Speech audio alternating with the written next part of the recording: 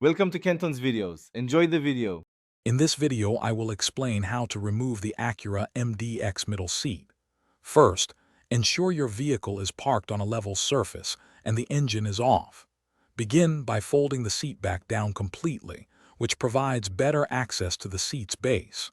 Next, locate the two release levers, one on each side at the very bottom of the seat. Pull both of these levers up at the same time to disengage the locking mechanism. Once the levers are pulled, gently lift the front of the middle seat upwards. This action helps to clear the two front hooks that secure it to the floor. After the front is clear, slide the entire seat forward about 6 to 8 inches. This movement will disengage the two rear anchors from their floor mounts.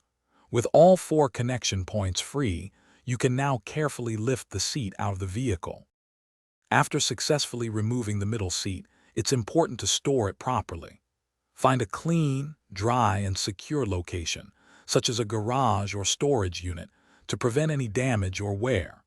Placing the seat on a protective surface, like a moving blanket or cardboard, will help maintain its condition. Also, ensure all seat belts and buckles are neatly tucked away to avoid tangling or damage during storage. Reinstalling the middle seat is essentially the reverse of removal. Begin by aligning the two rear anchors with their corresponding floor mounts.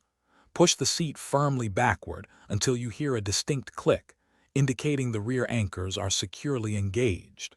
Then, lower the front of the seat and press down firmly to ensure the two front hooks lock into position. Always double-check all 4 connection points for security before driving. Thanks for watching. Consider subscribing if we helped you.